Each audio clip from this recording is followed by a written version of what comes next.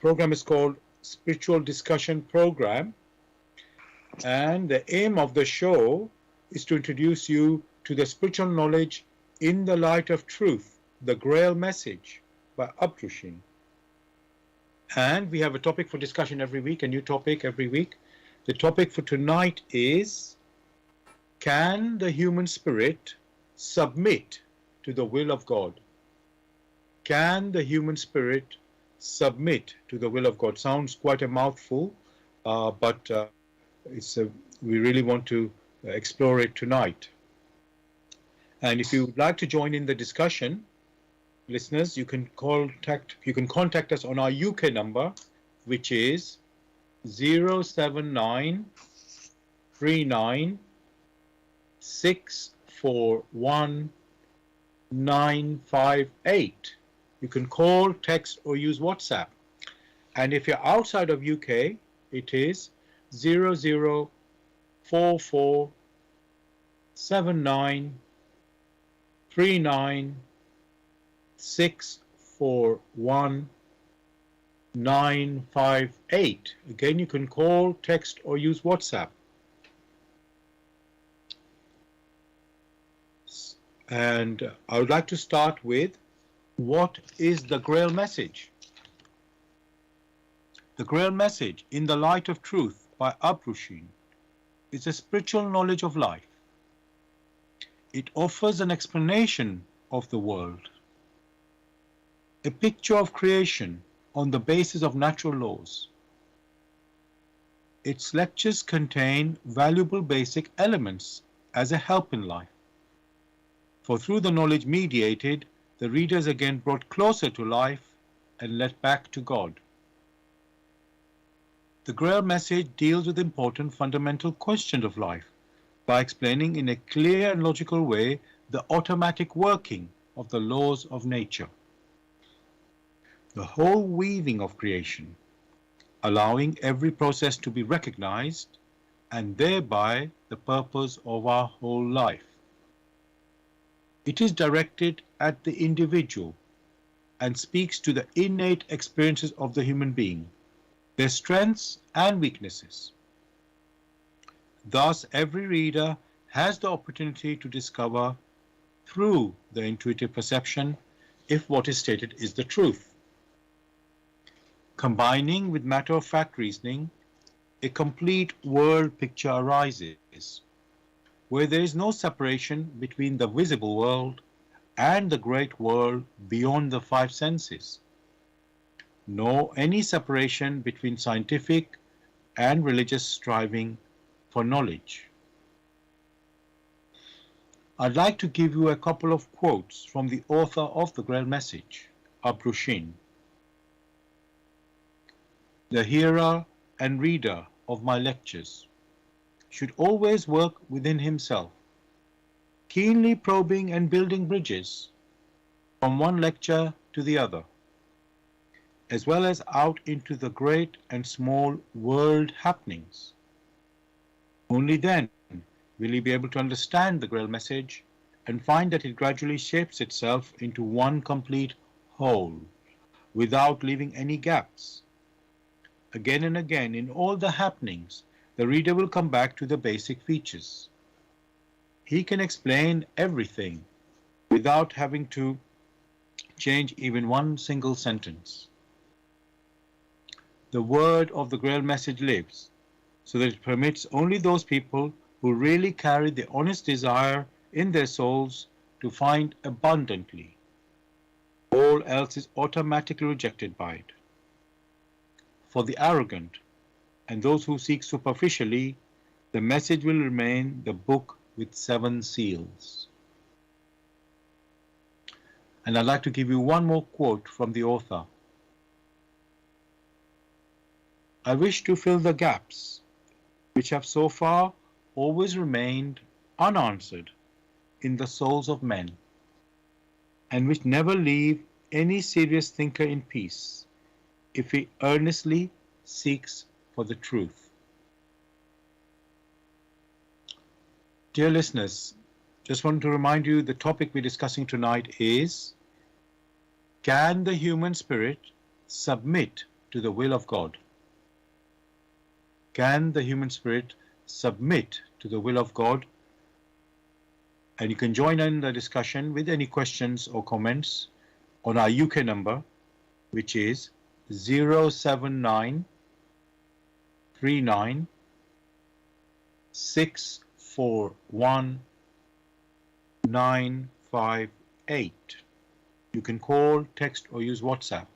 And if you're outside of UK, it is 0044 79 39 641 958. Again, you can call, text, or use WhatsApp.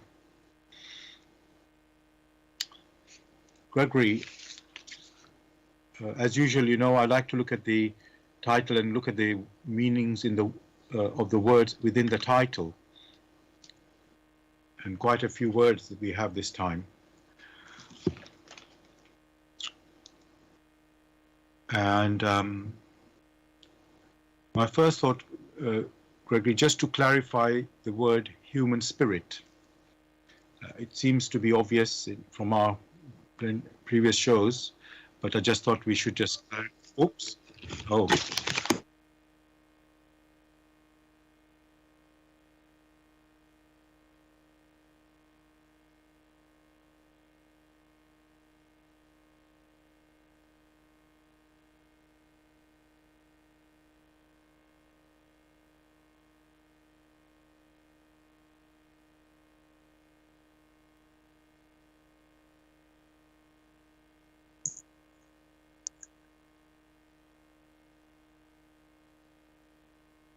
Hello, Gregory, can you hear me?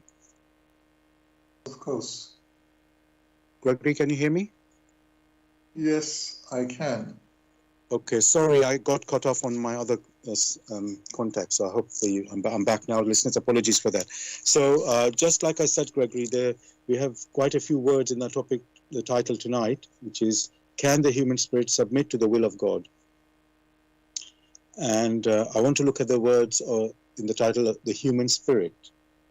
As I said, people may be familiar with it already from our previous discussions. I just want to clarify that. We are talking human spirit here of human beings, you know, that is us. But some people might think the spirit may not be on this earth, it might be elsewhere. So I want to just clarify that we are going to discuss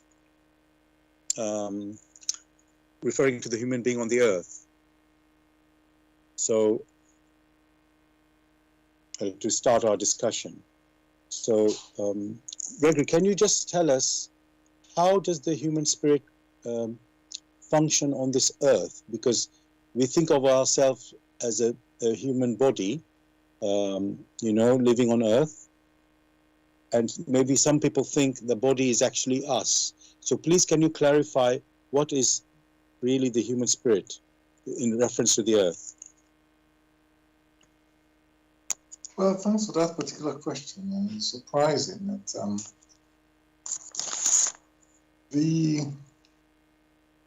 for any personality to experience here on earth, it needs a tool which is homogeneous with the earthly environment. And that tool is the human body. So the human body is adapted to be able to collect experiences, or to be able to experience using the 5 sensory faculties. However, these sensory faculties are only available through the physical body. These these senses need to pass the information from the earthly environment to the personality. That personality, or that body personality, is what is referred to as the human spirit. Which human spirit is the essence. It is, in quotes, the entity that makes use of these experiences. So the body is only a channel through which, like an adapter, is able to experience of the activities here on earth. Thank you for that, Gregory. I felt it was important that we do refer to this or clarify that, because, as I say, somebody might think human spirit might be somewhere in heaven or not on the earth, and we are talking in this context tonight is, well, we can talk about elsewhere, but the main focus would be that we are talking about the activity of the human being on the earth, and that's the. So it's not just the body that we are very familiar with, but also we have the human spirit with us, which is functioning on the earth. Now, Gregory, so the topic again, the discussion tonight is about, can the human spirit submit to the will of God? It sounds a bit obvious, the answer, let's say at least from people who are from religious background, they would say, of course, every human being is capable of submitting to the will of God. And it, it sounds very straightforward, from that point of view. But we know from reality, Gregory, that many, well, let's say most human beings, are either they're not willing or they're not capable somehow to do that.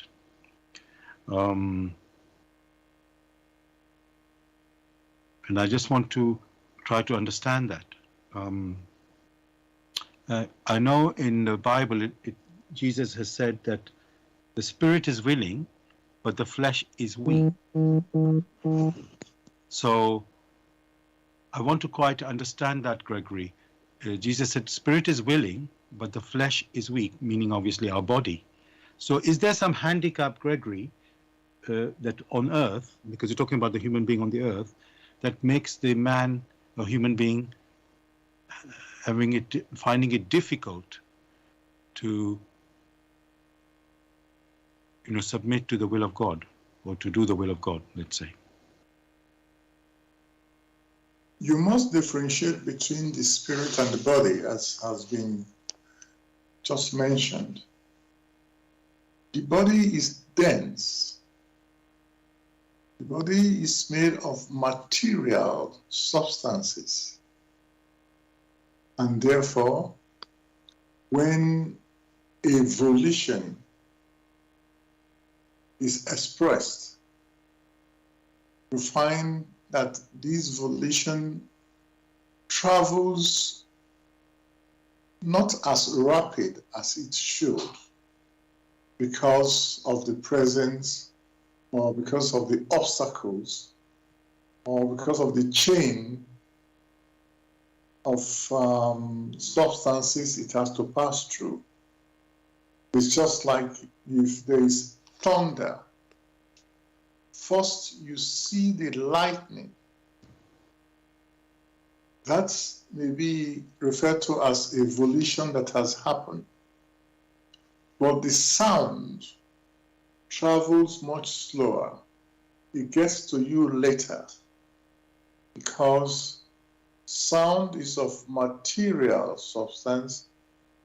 Although these things happen at the same time, one travels slower than the other. Because In the first instance, when one refers to the physical body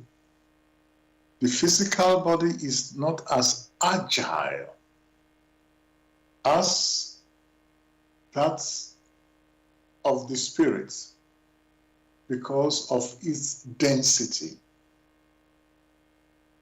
Therefore, it is right to say that there is this inertia in the sense that the physical body has to be compelled to fulfill a particular action or activity. Imagine someone who has not been using a particular tool. So someone who has not been using his legs out to move over distances. The first time that person is going to do that, there's going to be lethargy because that person may have a very strong volition.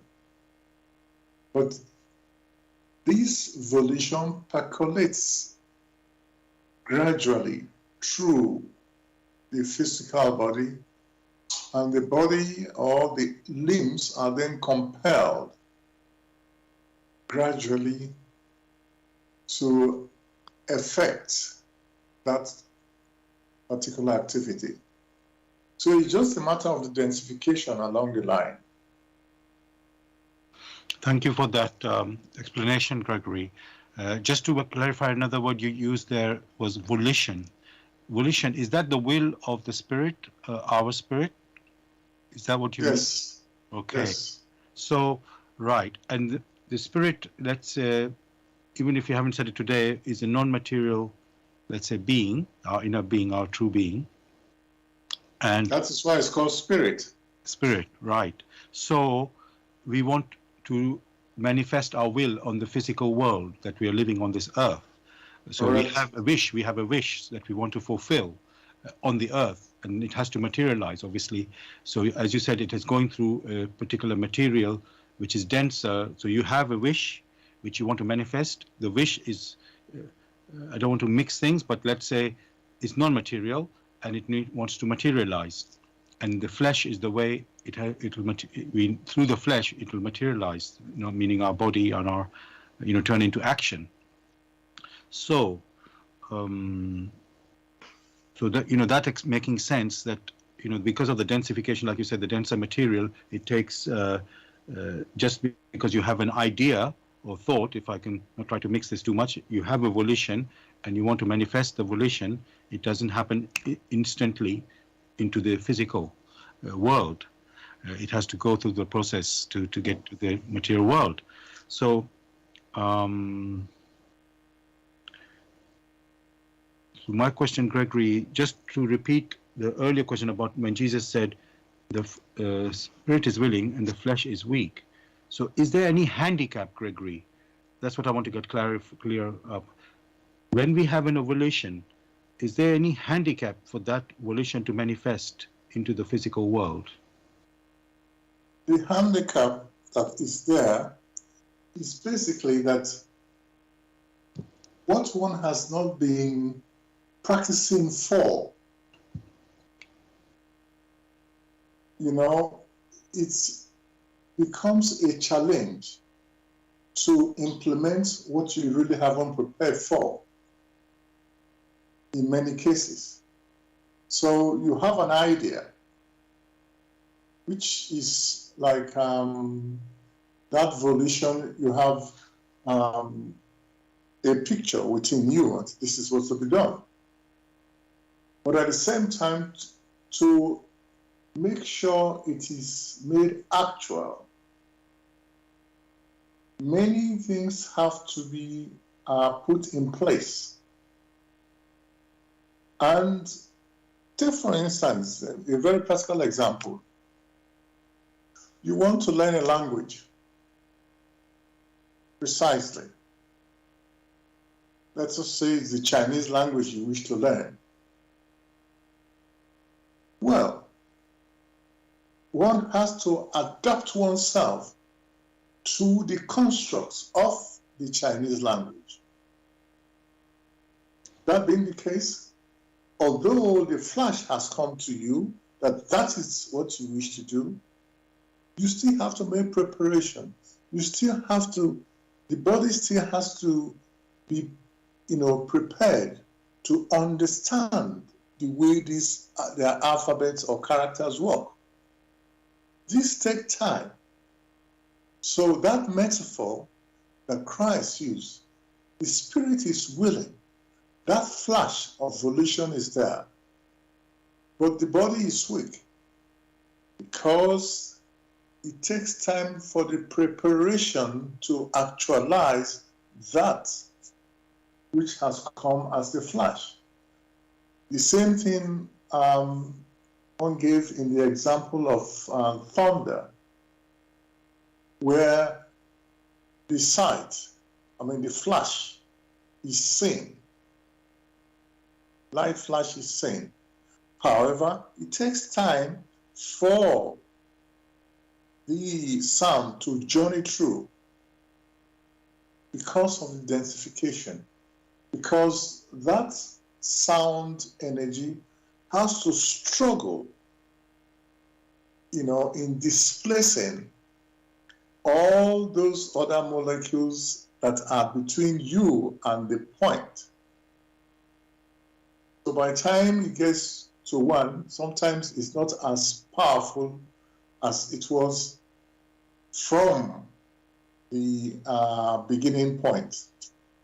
So with that picture in mind, one can understand why you can't just say, oh, I have a strong impression I should learn Chinese or learn Japanese, and all of a sudden Japanese becomes a language. Because you still have to prepare the environment within yourself, and it takes effort to do that before you now assimilate. These are processes of inertia. Many things have to be put in place. If, however, one along the line had made preparations for these, then it becomes much easier. Thank you for that picture, Gregory. We are building up in this discussion about this, can the human spirit submit to the will of God? And so we now know how the spirit operates in this material world, the earth that we are living on. So thanks for that. Now, you mentioned already volition a few times, and we clarified that was the will of man or the will of human being. Now, we also know, Gregory, also from many times in our previous discussions, that the man or the human being has free will. And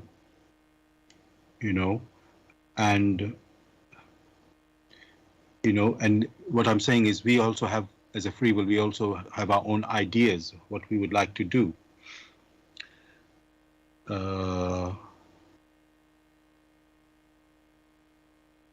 Is that free will, Gregory, how can I say, when it operates in this world that we live, is it like, let's say, we're talking about God's will, and many times we hear, maybe I need to go to God's will first before I go talk about man's will. Let's say in scriptures, it is said, oh, God can do anything. Everything is possible for God. That is God's will. He can do it. And maybe I want to clarify that first, Gregory. So, obviously, there's an assumption here, the Almighty God, the Creator, is higher than the human being and much more capable. That is automatically understood.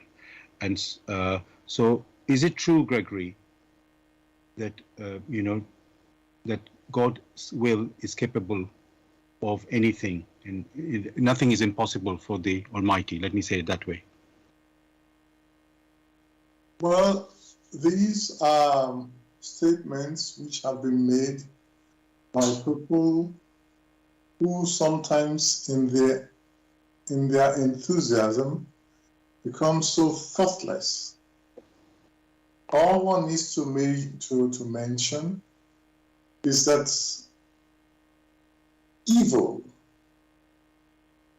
is not possible from the will of the Almighty. Inconsistency is not possible from the will of the Almighty. Wickedness is not possible. So many who make such statements make it out of indolence, without careful examination of what their expressions entail. For if only they could reflect a bit more deeply, many will refrain from such expressions and will strive very carefully to understand the will of the Almighty. As a matter of fact,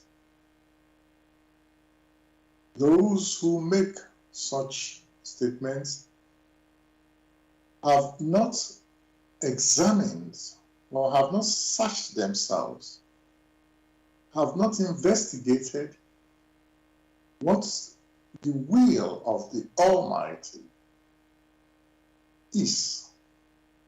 Therefore, they, in their own pitiable thinking, consider that the Almighty is capable of arbitrary activities. That has never been, and that will never be. Consistency is one of the attributes that one may find in the operations of the will of the Almighty. But first, many must examine at the activities of nature of which they themselves are part.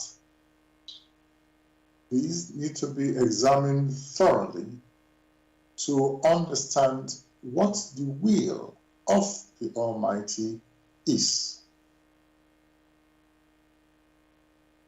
Thank you for that, Gregory. The topic tonight is so wide. That's why I'm very keen to go through all these concepts, you can say, to set them in a proper context that we can have a discussion, to which way we can really follow it, what we are, where we stand, basically to get to the conclusion, but having the correct picture first of each of the conceptions, like I say, with the human spirit, then we move to now God's will here, and having the right picture, and then we can actually talk about it, properly. Dear listeners, you're listening to Bless Radio. It's the Tuesday evening spiritual discussion program from 6 p.m. to 8 p.m. UK time. The aim of the show is to introduce you to the spiritual knowledge in the light of truth, the Grail message, by Uprushing. If you are interested in knowing more about the Grail message or want to get a copy of the Grail message, you can go to this website, which is www.grailmessage.com. I'll spell that. www.grail, Grail, message, MESSAGE.com.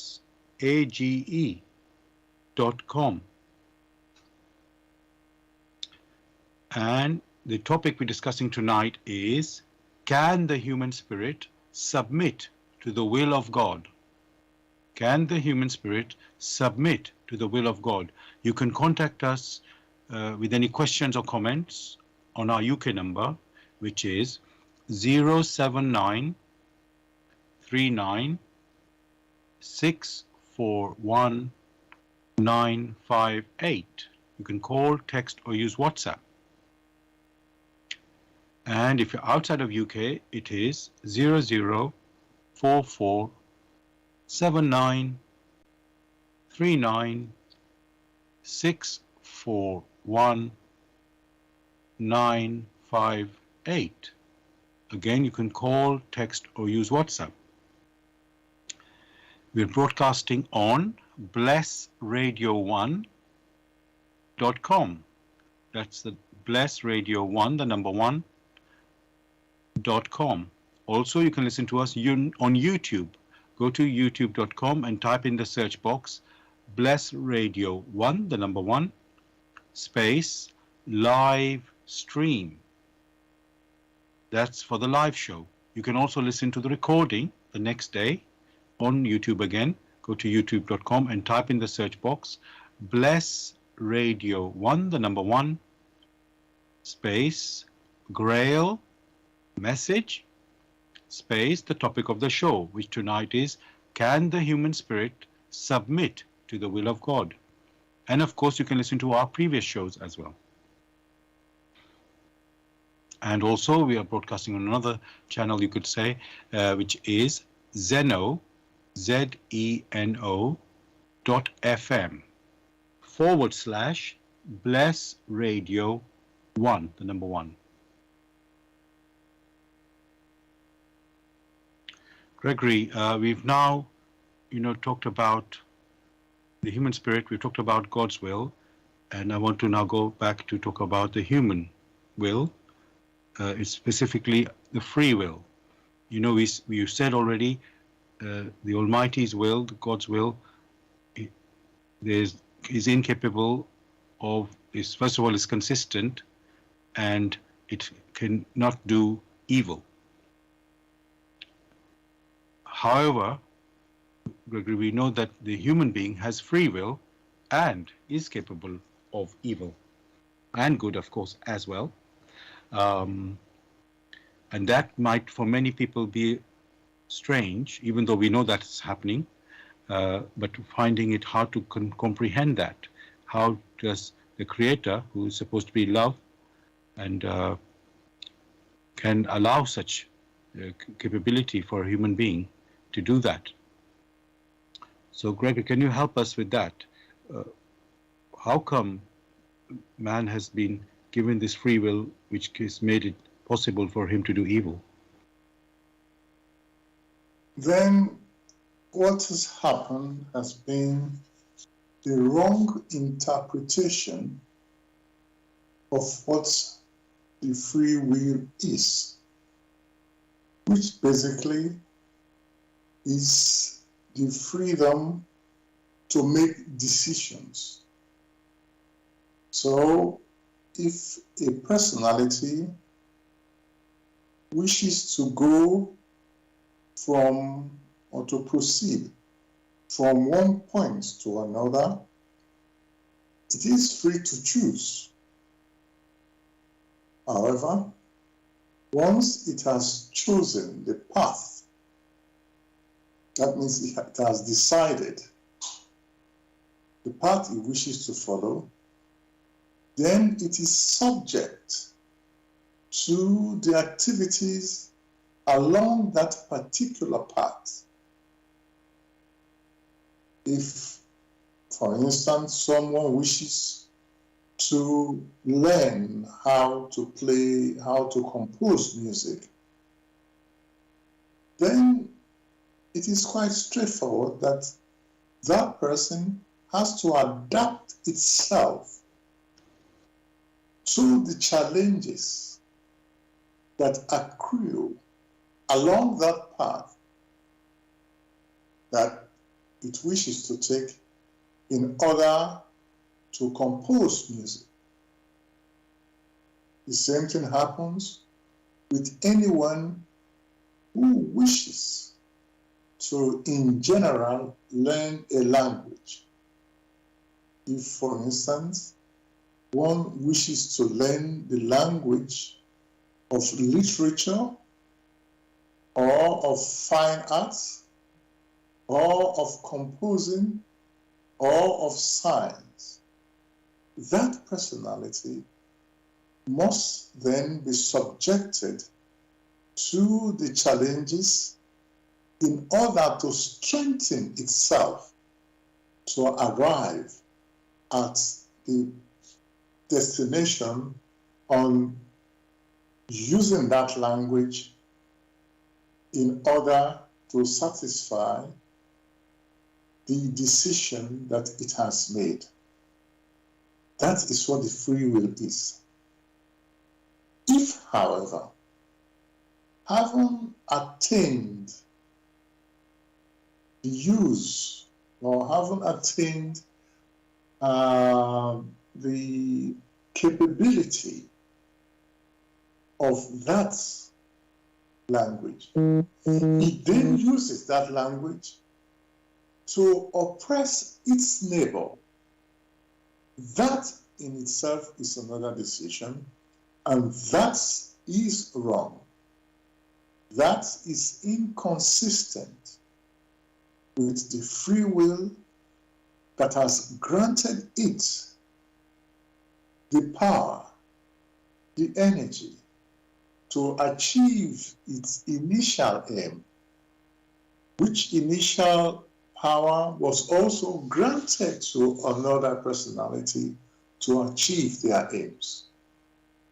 So the free will is the greatest gift that is granted to the human personality to make decisions in order to mature. However, how they use it is a different thing.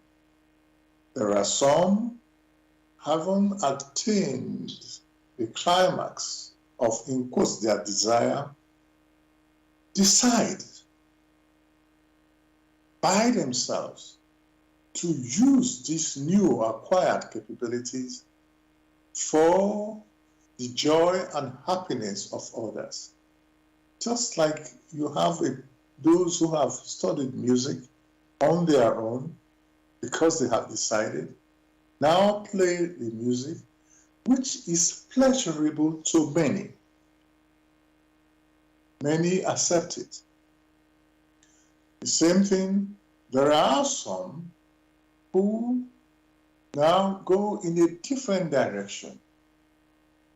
The power which has been lent to them for self-improvement, they use that power to obstruct the paths of others.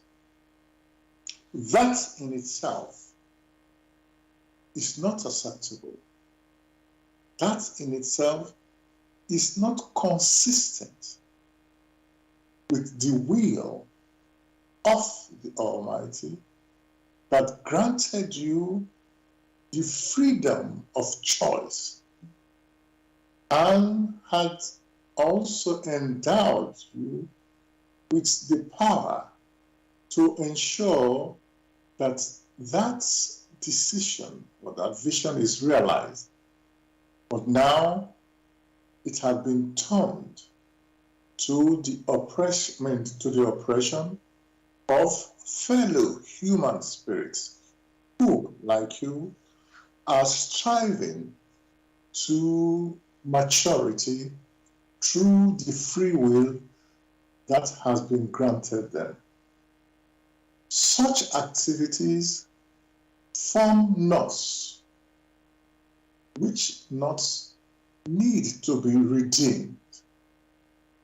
Therein lies the laws of creation that must be fulfilled in all activities.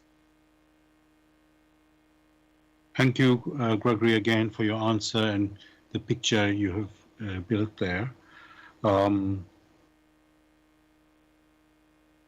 trying to see,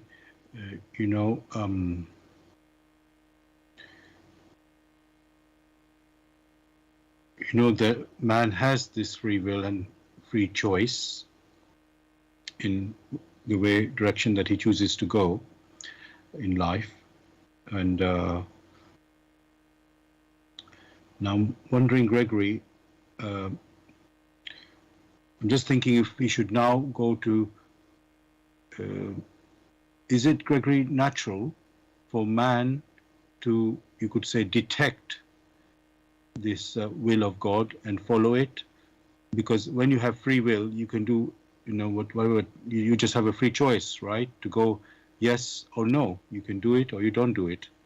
So is there some inclination, Gregory, within the human being to, let's say, to, to do the will of God, you can say, you know?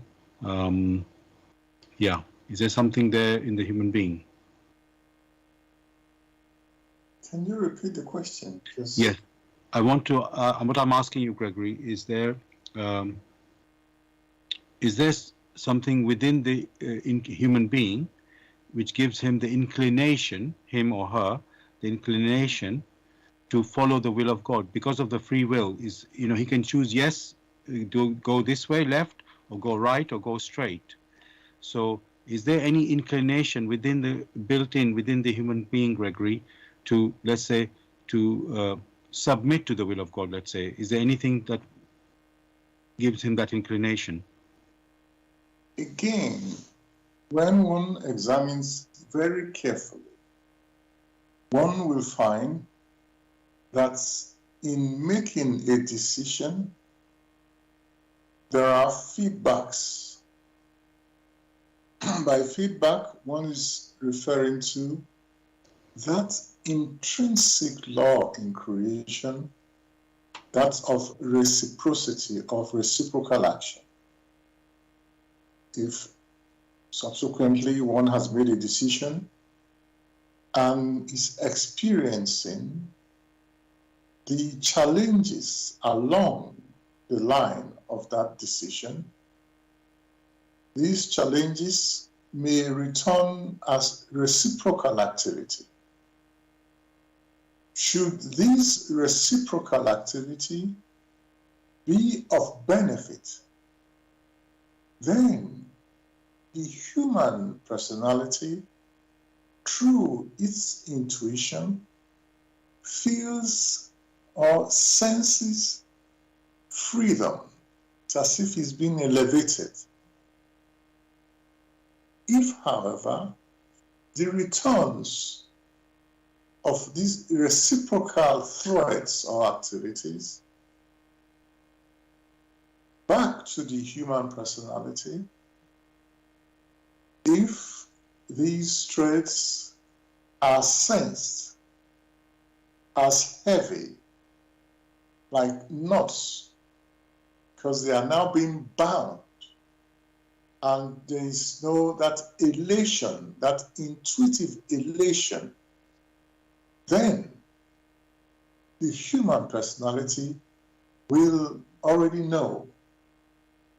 But this is possible for those who have liberated their intuition, in which they are able to sense that which is of benefit to the spirit and that which in its reciprocal activity is not of benefit to the spirit.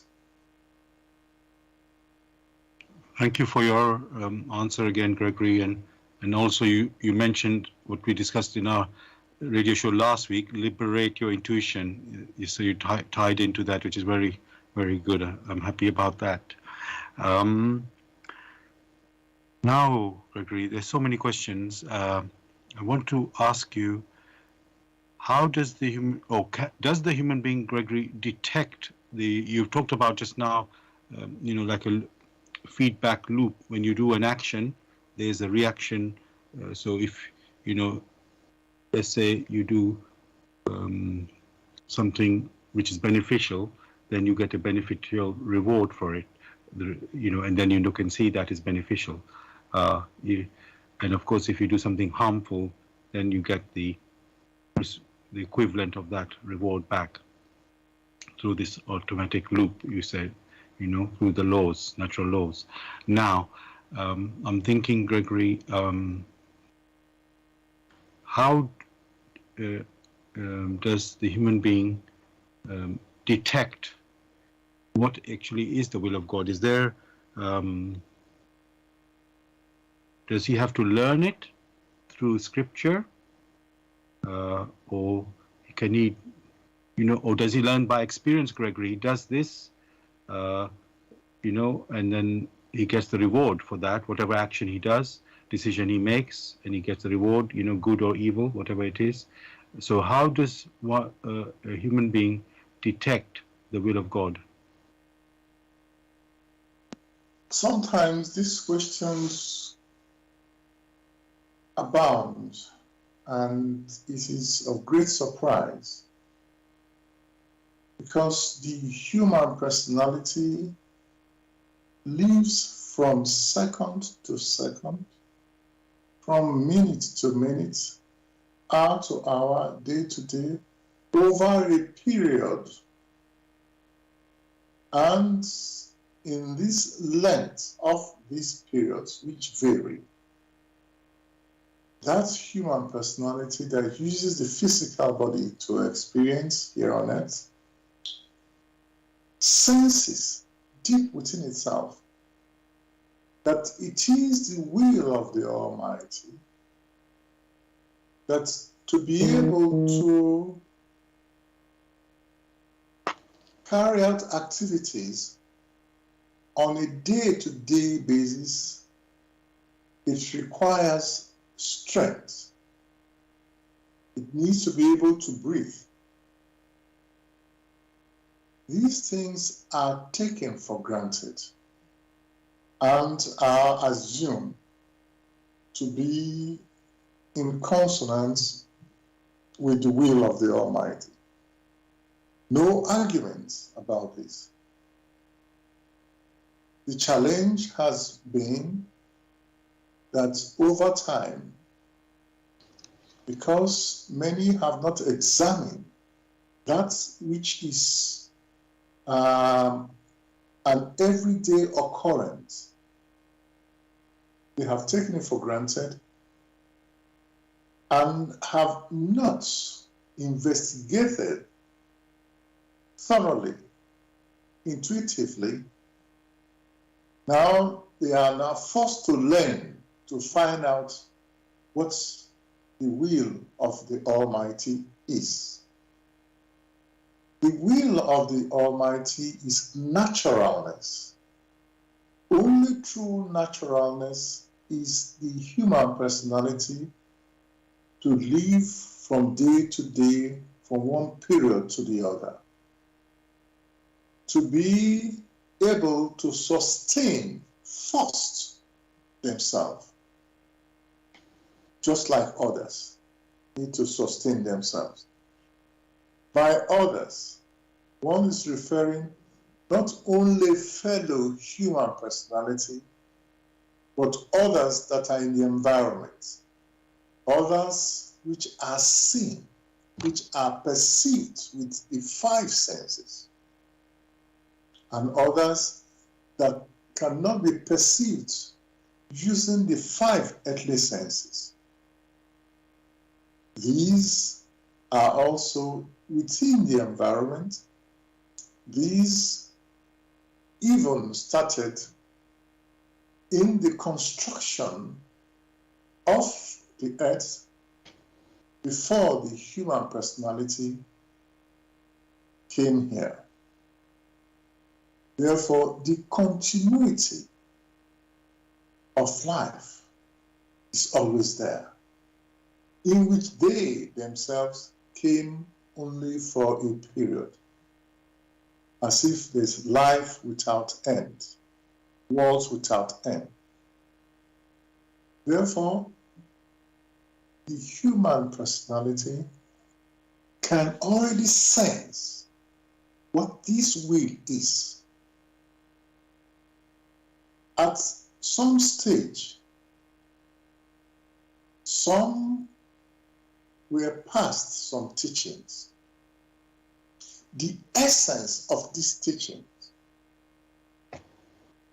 is the same essence as what Christ preached.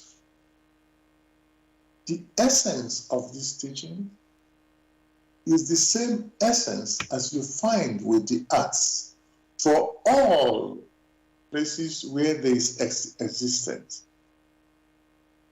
It is the same thing. That essence has to do with the will of the Almighty, through which all that exists came into existence. And these are expressed as the laws of nature or the laws of creation. Some might even go further and say these are the divine will in creation or creation wills in nature. It is these same laws that percolate, that permit all that exists, including the human personality. So through its activities, it's able to experience the effects of these laws upon itself. In that way, it's able to know these laws. When one examines the content of the so-called 10 Commandments, it's basically the same thing as what Christ said, to love your neighbor as yourself, or as encapsulated in the prayer that he gave to mankind. So, knowing the will of the Almighty is not as challenging as many might think. The problem, like you had yourself had already found, is that inertia, wanting to push forward, or your inability or the lack of ability in pushing forward to implement that which many have sensed intuitively. That becomes sometimes indolence of the physical body or indolence of the spirit. That is why it's unable to understand the language which nature speaks to it, the language which creation speaks to it. Thank you, Gregory, again with your answer. You really make it sound so simple, almost like animals who just, they're born and they're very quickly, if it's a bird, they come out of the egg and then almost, they eat. Obviously, the parents feed them, and then not too long later, they're already starting to fly with not much training, I must say. It's like built in. They're ready to go, you can say, very quickly from birth into, I don't know if the right word is a child, but a child animal to the adult animal, if I can say so, that sort of way of putting it. And but their process seems to be very quick, Gregory, for the animal. You see them, with the human being, Gregory, we become adult at the age of 18, at least in some country that is the age, from child to adult is 18, and then you could say, a free person to do what you want. While in the animal kingdom, it seems they have a much quick transition from child to adulthood. So I'm wondering, Gregory, is there something advantage these animals have in nature, in how quick they can be to, you could say, to live in this world, while the human being seems to spend, as I say, 18 years, at least in some cases. I mean, in the different countries, it might be different age, but around that time, we need a more experiencing Gregory to achieve that, you could say, capability to be free. Is there any difference between the human and the animal sort of life journey? Not long ago, just a few minutes ago, there was this example of thunder, or thunder and lightning, in which that flash of light and the sound attached to it, the light is seen first. However, the sound needs to struggle through before it reaches the place where one is standing. If one takes up that idea, the origin of the human spirit is higher than the origin of the animal. When the human spirit departs its origin at the paradise of man as an unconscious spirit gem, it passes through the sphere of the animistic, in which it is granted a body. That means is granted a cloak, which is that of the animistic. It then comes lower into the world of matter, in which it enters the so-called ethereal, in which it takes on another cloak of the ethereal. And then when it incarnates here on earth, it takes on a finer cloak of the physical body. For the human personality to operate, it needs to make use of these different bodies. It takes time for it to exert itself, to adapt itself to these cloaks and make use of these foreign bodies, which are not intrinsic to it. So, a volition of the spirit takes time to percolate, to get to the physical body, and the reciprocal activity still need to be understood by the human personality in the process of becoming not only conscious, but also self-conscious. Now, the animal is different.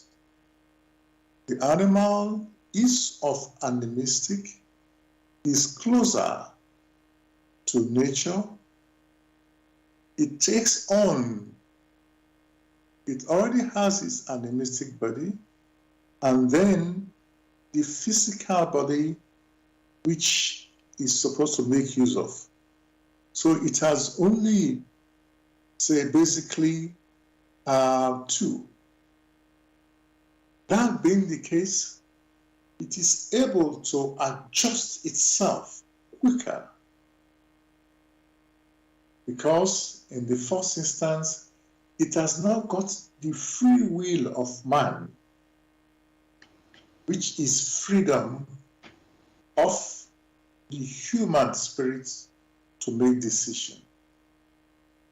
That it has not got.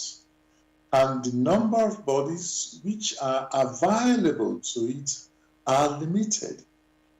Therefore, putting those two conditions together is able to quickly adapt itself to the body which is granted to it in order to experience here on earth. Whereas the human personality takes time to learn to make use of this physical body, which strictly speaking is alien to it. And that is why you have that long process that gets to maturity at maybe, depending on the person, from age 13 to maybe to 18. It all varies. So that's basically is the reason. Thank you so much for your explanation again, Gregory. Dear listeners, you're listening to Bless Radio. It's the Tuesday evening spiritual discussion program from 6 p.m. to 8 p.m. UK time. The aim of the show is to introduce you to the spiritual knowledge in the light of truth, the Grail message by Abrushi. If you are interested in knowing more about the Grail message or want to get a copy of the Grail message for yourself, you can go to this website, which is www.grailmessage.com. I'll spell that. www.grail, Grail, message, message.com. And the topic we're discussing tonight is, can the human spirit submit to the will of God? Can the human spirit submit to the will of God? You are welcome to join us with any questions or comments. You can contact us on our UK number, which is 079 39 641 958. You can call, text, or use WhatsApp.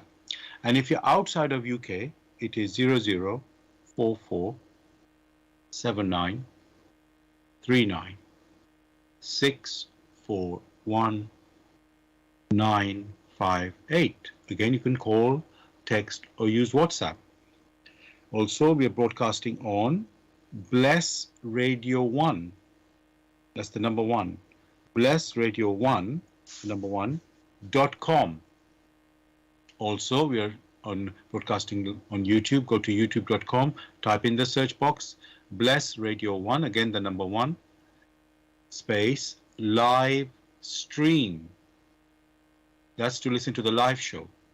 You can also listen to the recording of this show the next day. Again, go to youtube.com, type in the search box, Bless Radio 1, the number 1, and then space, Grail message, then space again, and with the topic of the show, which is tonight, can the human spirit submit to the will of God? And of course, you can listen to our previous shows as well. And also, we're broadcasting on zeno.fm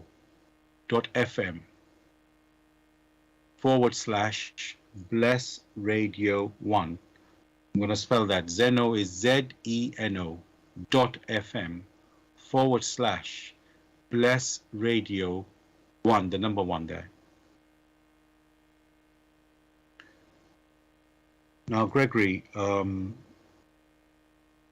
let's explore one of the words more in our topic tonight, which is submit. So, can the human spirit submit to the will of God? Now, I want to look at the meaning of the word submit first. So, in the dictionary, Gregory, it says accept or yield to a superior force or to the authority or will of another person. So I'll just repeat that. The meaning of submit, accept or yield to a superior force or to the authority or will of another person. So obviously in our topic tonight, Gregory, we're talking the human spirit is yielding or accepting to a superior force, meaning here it is the Almighty. or the authority of the Almighty, or the will of the Almighty, which is what you're saying, the will of God. So,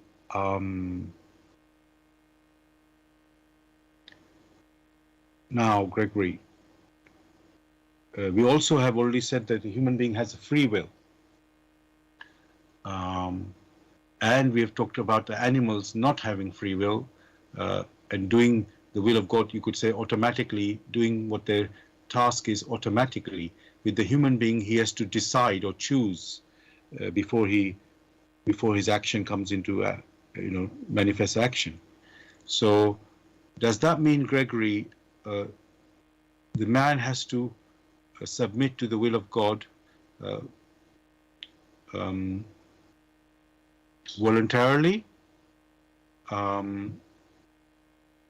or will he be, how can I say, will the laws or the will of God has to make him submit, make the human being submit through, let's say, through force? Thanks for this particular question, because it has bothered very many. For words itself, like submission, unless the personality is able to internalize the conception intuitively, then the likelihood is that there will be challenges which it cannot agree with. Instead of using the word submit as such, one might as well use the intuitive meaning of submit as adapt itself. Adapt itself, its activities, to the will of the Almighty. Why is that so? To go in deeply, just simple sketch to what the will of the Almighty is, one may need to have an overview of what the will of the Almighty has prepared for the human personality, such that the human personality that is striving to become conscious and subsequently self-conscious will have clarity in these matters. In the first instance, the human personality at the initial stage had no personality. It was only a spirit germ and the possibility through the will of the Almighty made it in such a way that to transition from that state of unconsciousness to a state of self-conscious, there is the need for the human spirit to move out of the paradise of man. For that to happen, the will of the Almighty prepared what is now referred to as the animistic realm. Prepared, after that, the ethereal realm or the ethereal environment, and also prepared in the world of matter a place like the earth in which the human personality need to traverse from the paradise of man as an unconscious spirit germ in order gradually to become conscious and to become self-conscious. That is this will of the Almighty that has, over long periods, prepared this environment such that the human spirit gem, in the process of becoming conscious and subsequently self-conscious, will understand the will that had made all these preparations for it, such that it itself will become self-conscious. And in becoming self-conscious, it would have developed those structures of man, the image of man, such that having become self-conscious, it, with its innate abilities granted by this same will of the Almighty, it may also join in helping, in assuring that those who also wish to become self-conscious, who as gems started as unconscious spirit gem, it is able to advise them, support them, such that they become self-conscious. That is the will of the Almighty. Now, what has happened? It is only natural that that will that has made this unbelievable sacrifice, prepared the different realms, so that the unconscious spirit gem should, in the process of becoming self-conscious, experience for itself, granted the power which streams out of the Almighty, granted the power which is a gift of the Almighty in accordance with its will, such that to be for the benefit of the budding spirit gem. Now, all the spirit gem that is experiencing in these realms, which have been prepared over time, all it needs to do is to adapt itself to the challenges and wake up such that those gifts, which gifts were granted by this same will mature, come to fruition, such that it is able to cooperate through having adapted itself. That is what it means when it is said to submit to the will of the Almighty. Thank you, Gregory, for painting such a beautiful picture about this question about submitting to the will of the Almighty. You had already mentioned earlier about this is, it's like the process of natural. It's a natural process. The whole life is meant to be natural.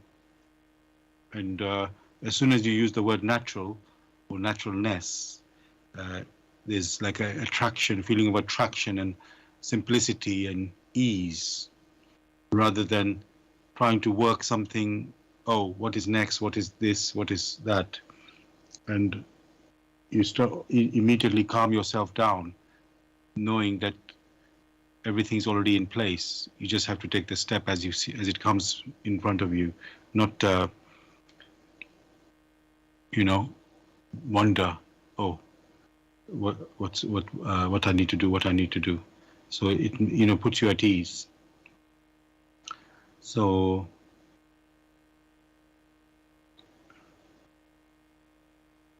and now you explained also about the word use the word adapt instead of submit, or think of it as adapting, which again makes it easy to to, how can I say, to function really, not to think as somebody might think, oh, submit is to surrender, to give in. And it doesn't sound very pleasing when you have to give in. It's like, I don't want to do something that I don't want to do. And but then when you know what is behind this will, the will of the Almighty, it's only for our development. So then you feel, okay, I want this. That's what I want. So it sounds so beautiful, Gregory, as you painted it, as you said there. Now,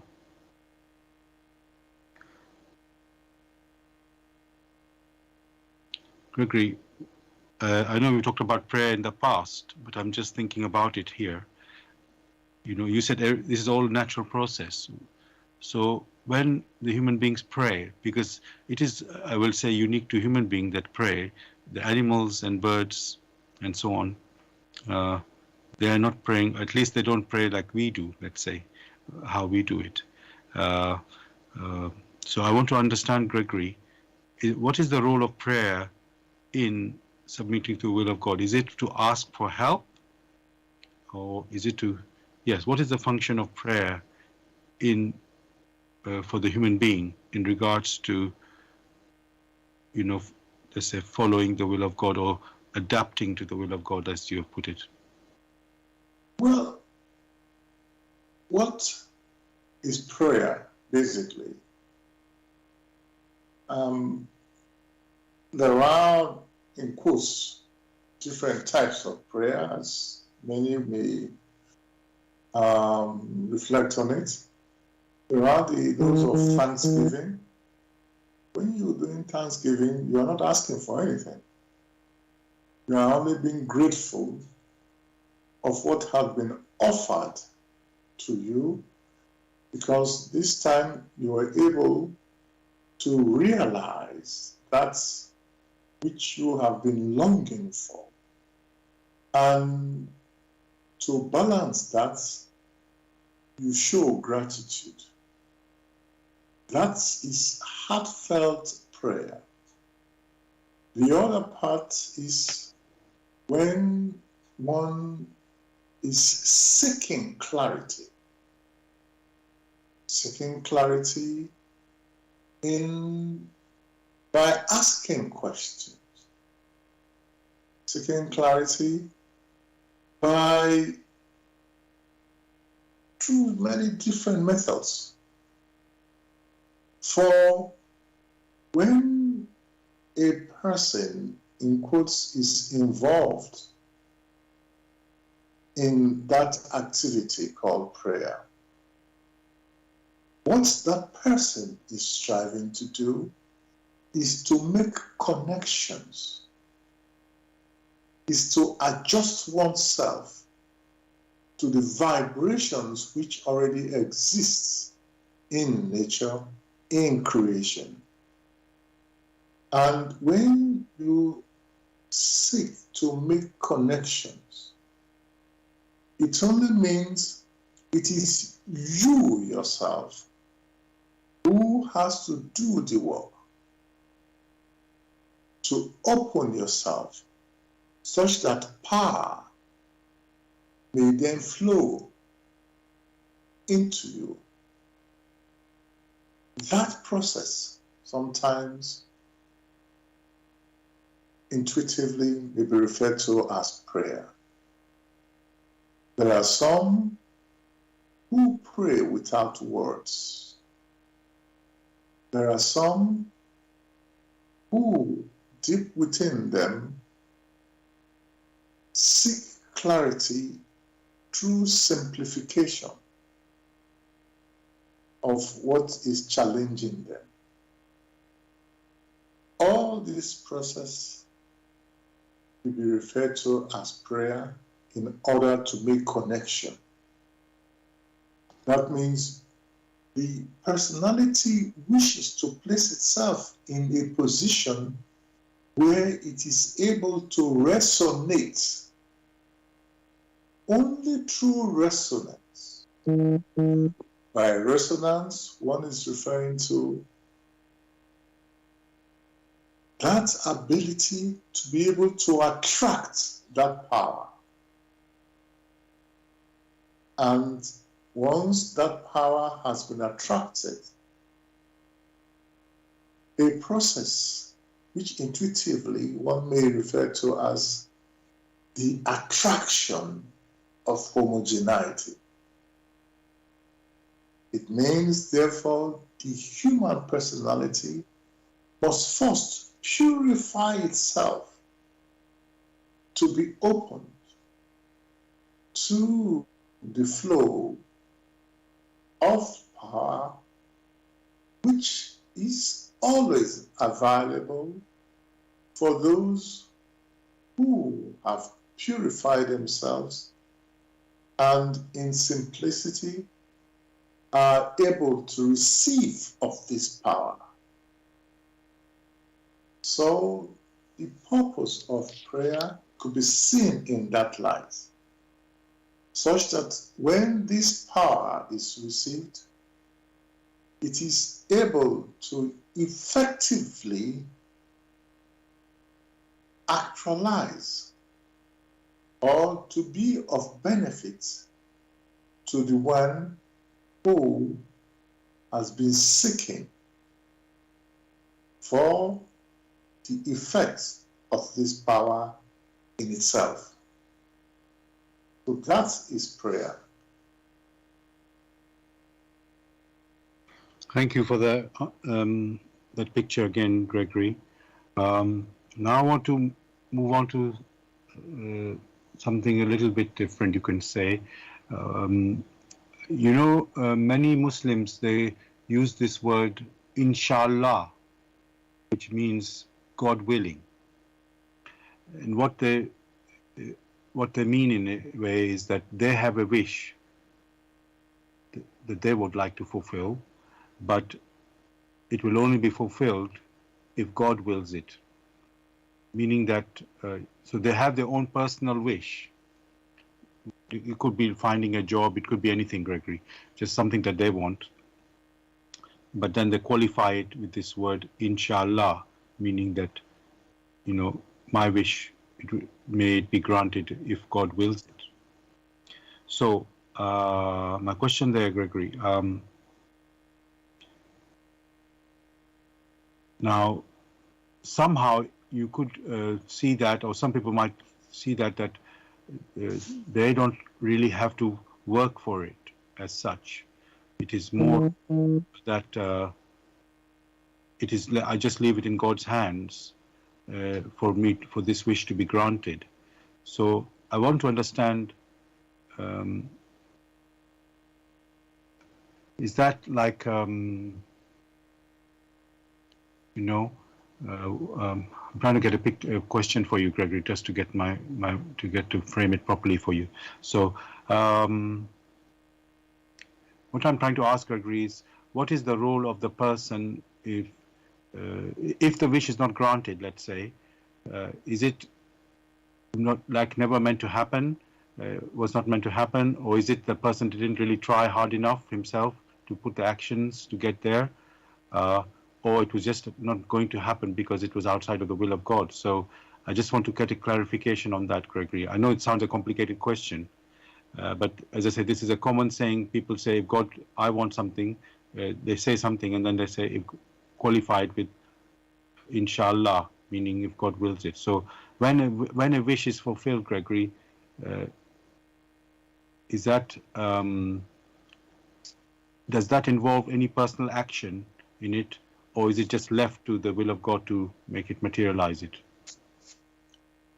When there is an activity, if that's in quote wish, one may say, is in accordance with the laws of creation, which laws bring benefit to the human personalities, if those wishes resonate. By resonate, by resonance, one is referring to the attraction of homogeneity. If that is the case, then they will find actualization. If not, then what could have happened is that many who use such expressions use it as an everyday thing. They are not really earnest. So in their language, they are not earnest enough. For sometimes what many wish for is for their own self-destructions, because they have not really reflected on what they are talking about.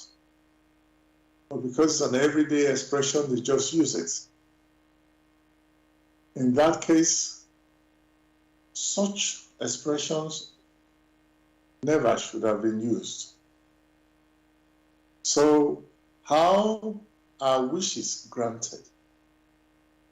Any activity that stems from the spirit, not just material talk, not just speech, which has no intuition behind it.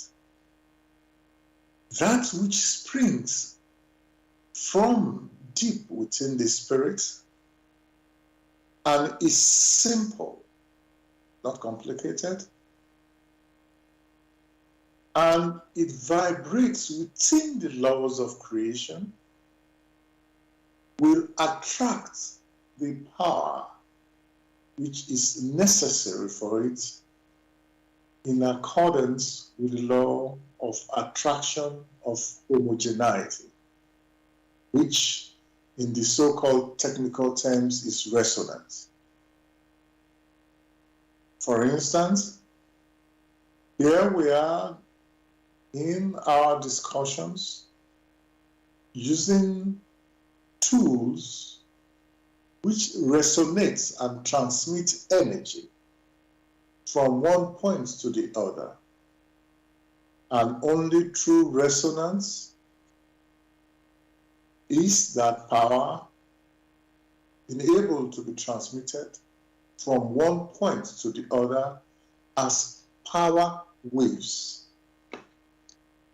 In the same sense, only through the earnestness which lies in silence, which lies in simplicity, only that which springs from deep within the spirit, which then resonates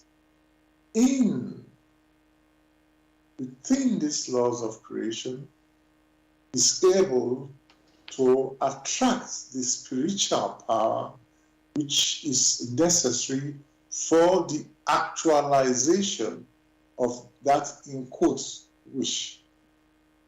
However, the big challenge is always many just wish something in their thoughtless manner and they want it to happen immediately.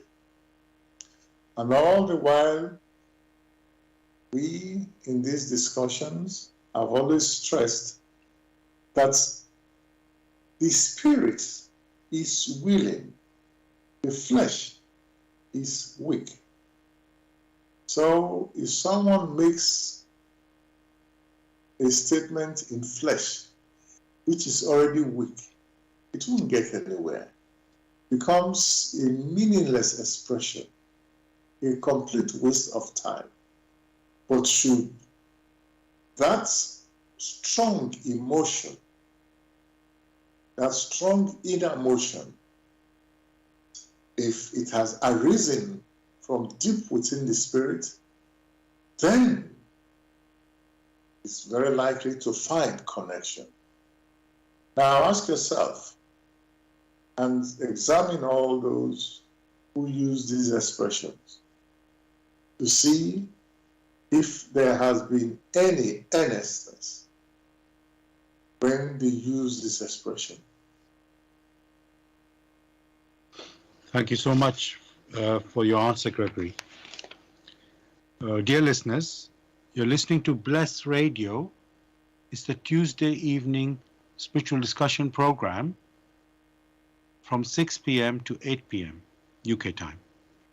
The aim of the show is to introduce you to the spiritual knowledge in the light of truth, the Grail message by Abdushin. If you are interested in knowing more about the Grail message or want to get a copy of the Grail message for yourself, you can go to this website, which is www.grailmessage.com. I'll spell that. www.grail, Grail, message, MESSAGE.com. And the topic we're discussing tonight is, can the human spirit submit to the will of God? Can the human spirit submit to the will of God? You are welcome to join us with any questions or comments. The number to contact us on our UK number, it is 079 39 641 958. You can contact us, you can call, text, or use WhatsApp. And if you're abroad, you can contact us on this number, which is 0044 79 39 641 958. You can call, text, or use WhatsApp. And we are broadcasting on Bless Radio 1, the number 1.com. That's Bless Radio 1, the number 1.com. Also, you can listen to us on YouTube. Go to youtube.com and type in the search box Bless Radio 1, again the number 1, space, live stream.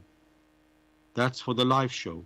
You can listen to the recording of the show also on YouTube. Go to youtube.com and type in the search box Bless Radio 1, the number 1, space, Grail message, space, the topic of the show, which tonight is, can the human spirit submit to the will of God? And of course, you can listen to our previous shows as well on YouTube. And we are broadcasting also on Zeno, that's ZENO.FM/Bless Radio 1. That's the number 1 again.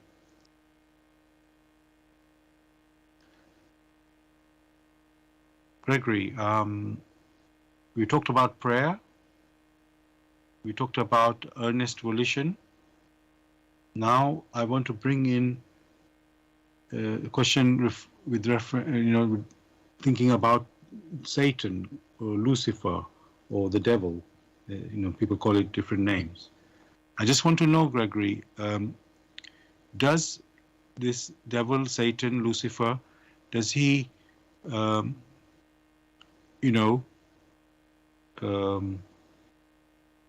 stated from the scriptures we hear that he's doing his best to bring us down, to stop man, you could say, reaching God. So, Gregory, how basically can Satan do that? How can he do that? Let's say it like that. Yes, if we have a particular wish, we want to succeed in something, how can Satan bring us down or prevent, find a way to, you could say, make us fail? The Luciferian principle can only tempt the personality. It cannot take away its free will to make decisions. But in that temptation, which for many in their indolence is alluring, they go for it, and they are caught within the traps of such activities, because the human spirit made itself incapable of understanding what the will of the Creator is. Whereas following the will of the Creator, such temptations, though may assail the personality,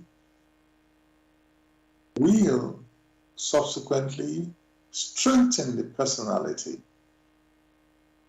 but will also ensure that the personality does not fall in temptation.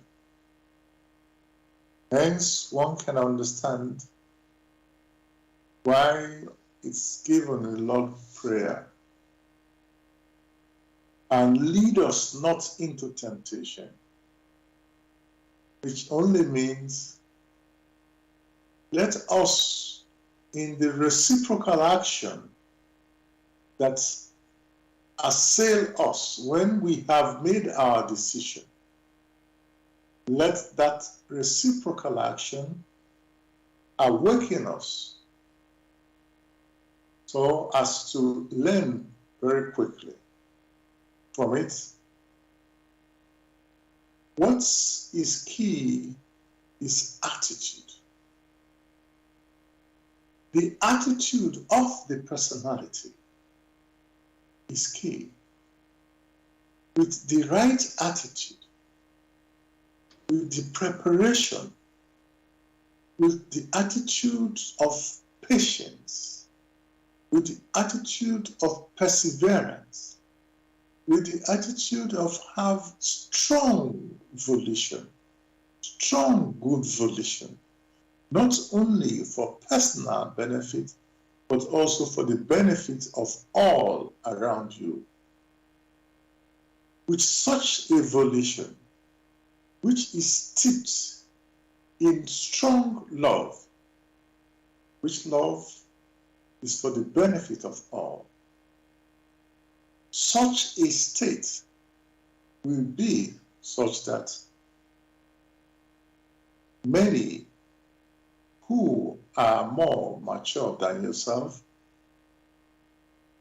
will, in their activity, support you with kind thoughts in which you feel better, as if you resonate in that rhythm where you are able to perceive the supporting thoughts. So that attitude is key.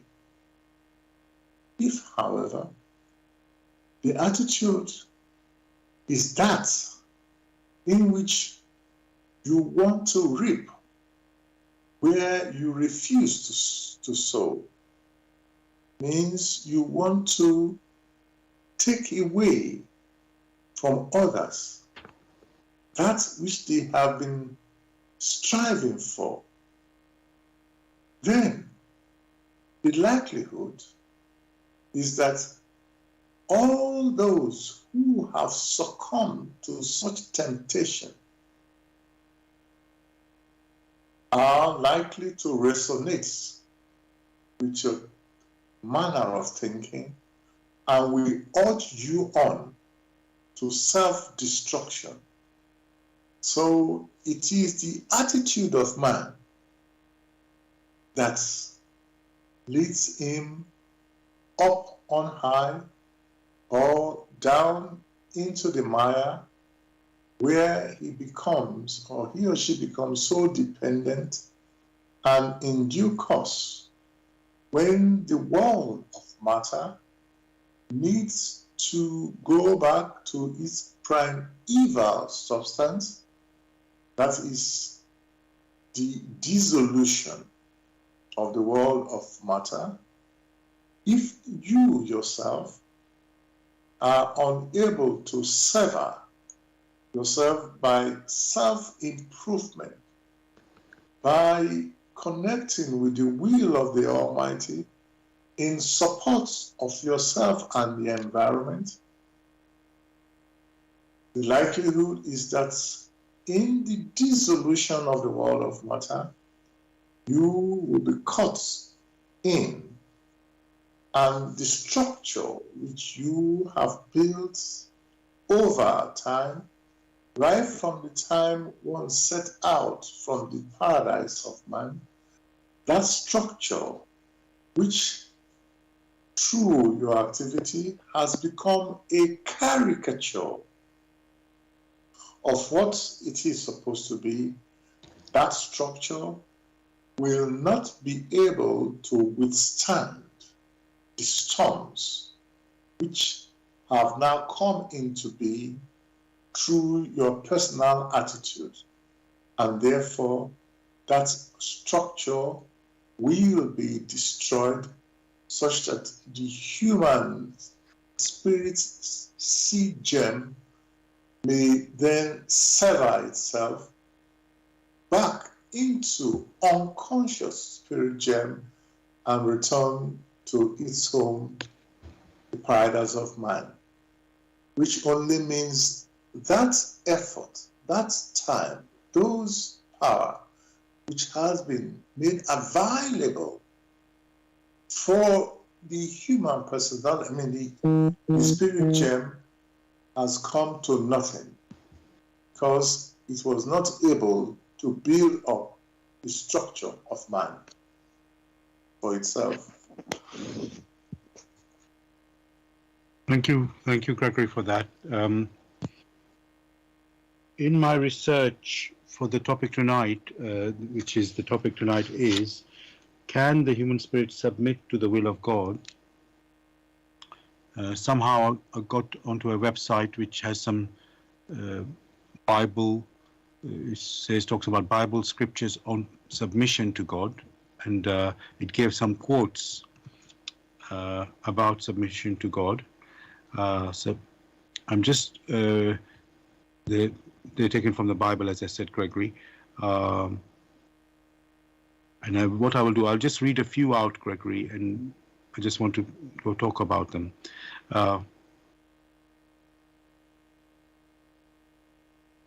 Okay. At the moment, I'll just read them out. So this one is James chapter 4, verse 7. Submit yourselves, therefore, to God. Resist the devil, and he will flee from you. This one is Ephesians chapter 5, verse 21. Submitting to one another out of reverence for Christ.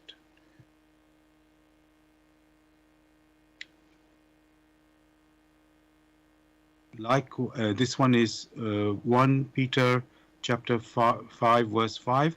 Likewise, you who are younger, be subject to the elders. Clothe yourselves, all of you, with humility toward one another. For God opposes the proud, but gives grace to the humble.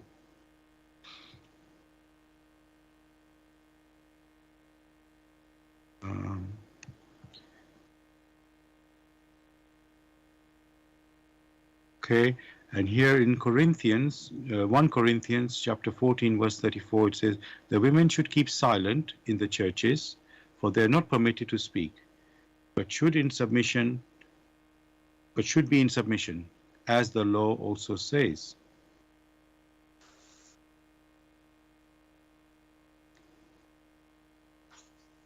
I'm reading a lot of them out, Gregory, because I will sum it up in a moment. So, this is also from 1 Corinthians chapter 3, verse 16. Do you know that you are God's temple and that God's Spirit dwells in you? I want to say one more point. Okay, this is right, yes. 1 Peter chapter 3, verse 1. Likewise, wives, be subject to your own husbands, so that even if some do not obey the word, they may be won without a word by the conduct of their wives. Gregory, they're talking here about doing the will of God, surrendering to the will of God. You can say submitting to the will of God. Yes, I just want to read this one out before I ask things. This one is 1 Corinthians chapter 11, verse 3. But I want you to understand that the head of every man is Christ, the head of a wife is her husband, and the head of Christ is God. So, Gregory, if I were to sum this up, what I've been reading here, it is basically submitting to God is surrendering to the will of God, which is directed at man as a human being, and then say, within the human community on the earth, surrender to or listen to the elders if you're a younger person. Also, if you are a wife, you listen to your husband, and this is the same as you could say, is listening to the will of, or doing the will of God. Adapting or surrendering, as we've mentioned, or submitting. Sorry, we've been using the word submitting. So, what I want to talk here, Gregory, I know there's a lot of points I've made there. Is from those words from the scriptures, Gregory, is that aligning the words, the summary that I've given you, aligning with what we have been discussing tonight about submitting to the human spirit, submitting to the will of God? Because these are little, we could say, vices that are being given to man. And let's say in the modern world of today, some people will find this very controversial and say, no, that can't be right. Woman has to bow to man. And yes, the adult, younger people should bow to the adult, the elder ones. Maybe people will accept that even in today's time. But some of these things, Gregory, people may not accept. So I just want to understand that, are these things really valid, even in today's world? There is validity in these expressions as long as an intuitive picture is realized from these expressions. And that intuitive picture has been that of adaptation. Adapt your activities to ensure they resonate within the laws of creation, within the laws of nature, which laws themselves are the expressions of the will of the Almighty. So whatever example has been given there, these are only restricted expressions. But a bird's eye view, which is more of an intuitive picture, encapsulates what is meant.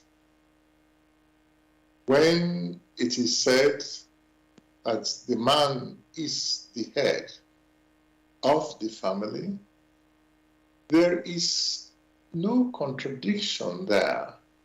For when it is said that in a house, the man is like the roof. Which roof protects the house? Because the house has things which are precious, which are important.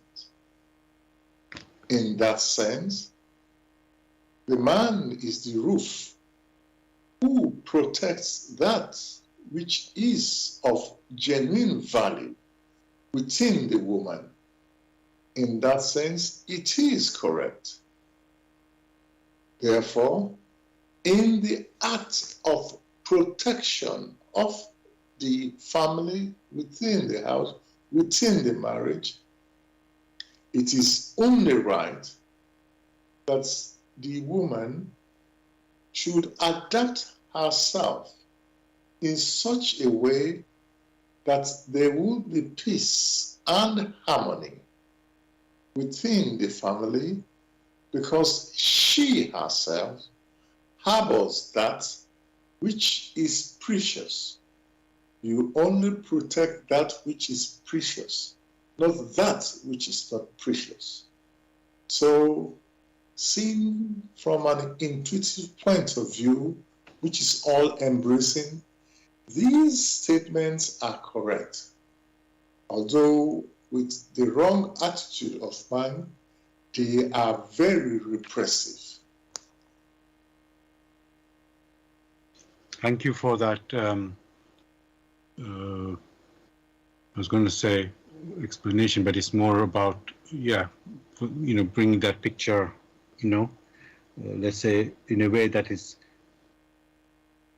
understandable in the modern times.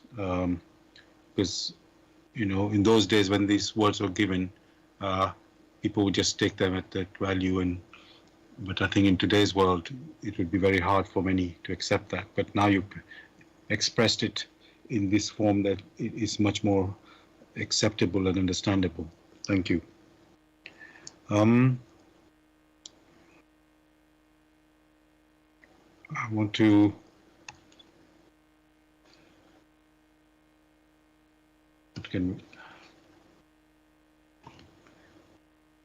Gregory, just is God's will like a fixed plan, Gregory, that or system that only one must adapt only to his let's say fixed way, or is it flexible in how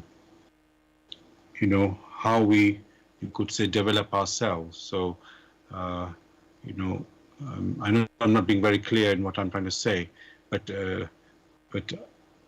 so what I'm trying to say, Gregory, is there a set way that God has said, this is my plan, this is how man has to be if he wants to succeed, let's say, or to be happy?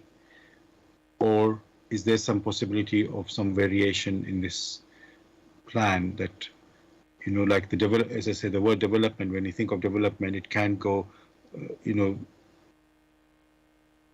can go in a different direction, let's say. So is there just a fixed way, Gregory, that, like we know, a baby has to turn into an infant into an adult, and then to an elderly person, and then pass on there? So is it set like that, a fixed way, or is there something that could be some like a new era of civilization where man can become something more than what he is now? That's what I'm talking almost like a fantasy right now, but I'm just trying to see how is this God's plan or system? Is it only set in a one way, or is it, let's say, we use the word adaptable? Can it adapt to something else in the, let's say, in the future? The laws of creation, or the divine laws, or what some refer to as the laws of nature, these laws themselves do not change. They remain the same yesterday, today, and forever.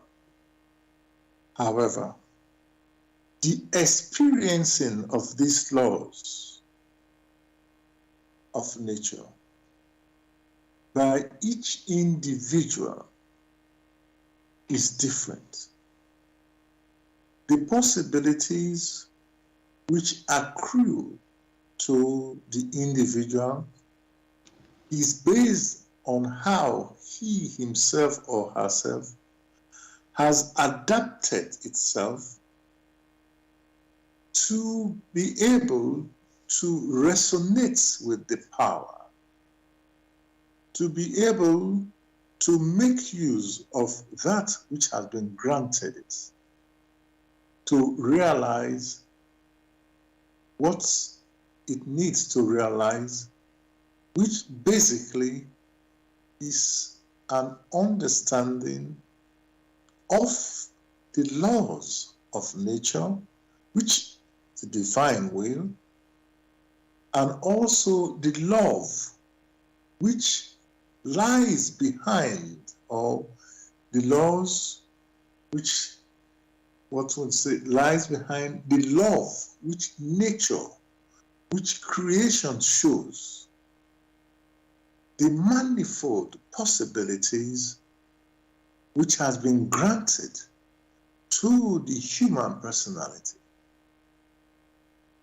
Unless the human spirit is able to perceive these things from a spiritual standpoint,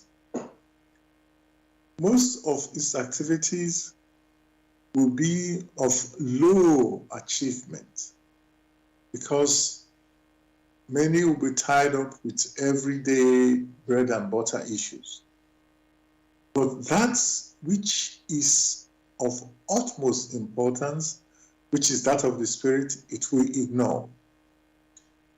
The laws of nature brings to each personality that which is of benefit to them, not necessarily that which is of pleasant to them. That means